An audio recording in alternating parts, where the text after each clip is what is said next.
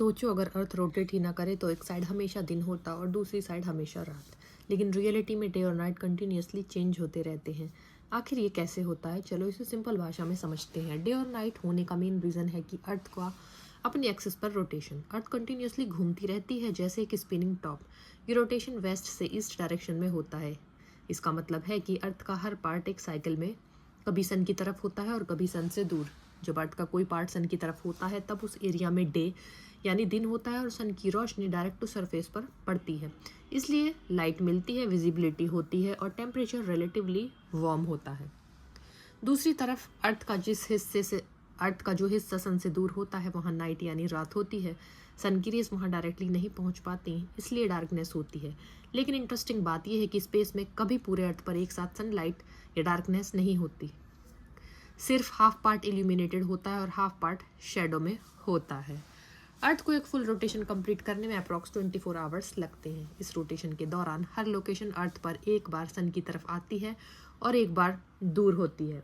इसी साइकिल की वजह से तुम दिन और रात देख पाते हो। अब एक एग्जांपल से समझते हैं। मान लो तुम एक रोटेटिंग ग्लोब और एक टॉर्च सन की लाइट रिप्रेजेंट कर रही है। जब ग्लोब का फ्रंट पार्ट टॉर्च की लाइट में होता है तो इल्यूमिनेटेड यानी डे होता है। जैसे ही ग्लोब पार्ट टॉर्च की लाइट में होता है वो इल्यूमिनेटेड डे होता है और जैसे ही ग्लोब रोटेट करता है वही पार्ट शैडो में चला जाता है यानी नाइट। ये कंटिन्यूस मोशन ही डे नाइट साइकिल क्रिएट करता है। अर्थ की रोटेशन की स्पीड भी इंपॉर्टेंट है। अर्थ इक्वेटर पर अप्रॉक्सीमेटली 1670 किलोमीटर पर आवर की स्पीड से रोटेट करती है। इतनी फास्ट रोटेशन होने के बावजूद हमें फील नहीं होता क्योंकि हम भी अर्थ के साथ सेम स्पीड से मूव कर रहे होते हैं। एक और इम्पॉर्टेंट कॉन्सेप्ट है टर्मिनेटर लाइन। ये एक इमेजिनरी लाइन होती है जो डे और नाइट को सेपरेट करती है। इस लाइन पर ही सनराइज और सनसेट होते हैं। जब कोई लोकेशन टर्मिनेटर लाइन क्रॉस करती है तभी दिन से रात या रात से दिन ट्रांजिशन होता है। अब एक कॉमन डाउट, अगर अर्थ रोटेट कर रही है तो हम घूमते क्यों नहीं फील करते? हम ऐसा फील क्यों नहीं करते कि हम घूम रहे हैं? रीज़न ये है कि अर्थ का रोटेशन स्मूथ और कॉन्स्टेंट है। कोई सडन एक्सेलरेशन नहीं होता, इसलिए इनर्शिया की वजह से हम स्टेबल फील करते हैं।